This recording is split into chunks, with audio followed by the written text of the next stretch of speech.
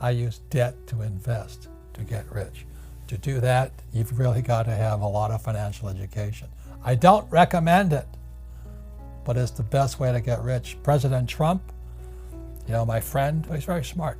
He's a capitalist. The more debt we use, the less tax we pay. That is why I love real estate. I can use debt and pay no taxes, make a lot of money. So that's really what I teach. I don't recommend it, but for those of you who understand what's called an infinite return, it's the best way to get rich, but you have to have a lot of financial education. And debt is a two-edged sword out there. So you use debt, I use debt, but the more debt you use, actually you have to be smarter. So you can use debt to get richer. You can also use debt to wipe you out. So that's why, you know, I continue on saying we need financial education. To just say to somebody, get out of debt, well, that's not accurate. You use debt, don't you? Debt is a great thing, and to be big and to be very successful, debt is a very useful weapon. But you have to be very careful. That's correct. So the other thing with when people say live below your means, you don't like to live below your means, do you? No.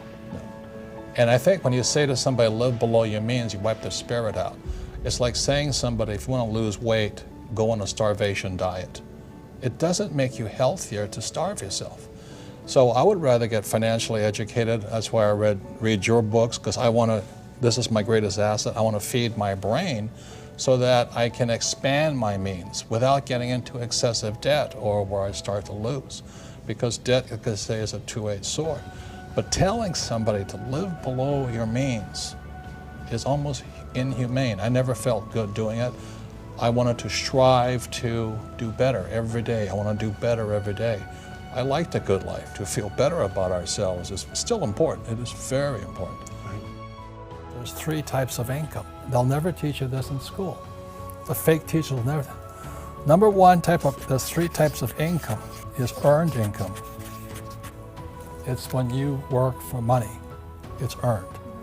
So that earned income, so these are the guys that pay tax. So when all the guys are screaming tax the rich, well, you can't tax them because they don't have jobs.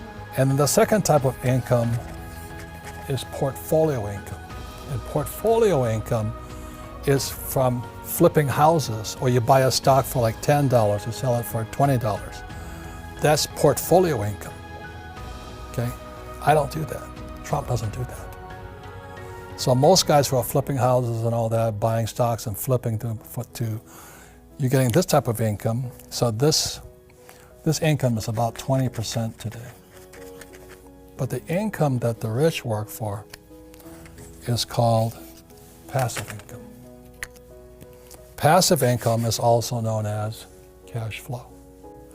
It bypasses taxes. So I know it doesn't sound fair, and it isn't fair. I don't disagree with you.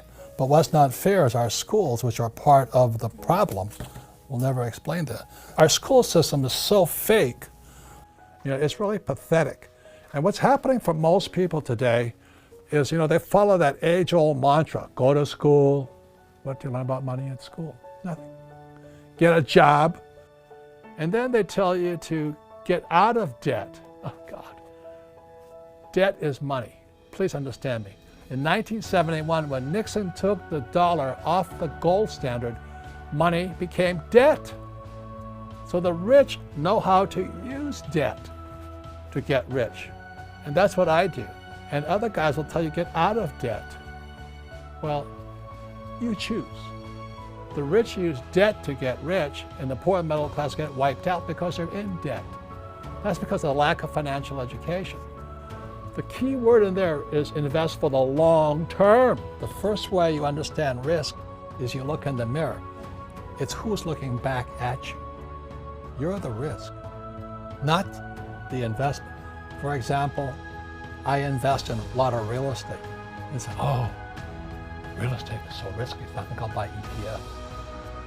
So you play it safe, but you'll learn more by investing in real estate, right? Because you'll make more mistakes. Yeah. So that's the difference there. So it's not real estate that's risky, it's your risk. How can you do something? Figure out how you can do something. The thing that I want to say is this: you can invest in gold and lose money. You can invest in real estate and lose money. You can lose stocks and lose money. You can invest in oil and lose money. You can also make a lot of money in all those things.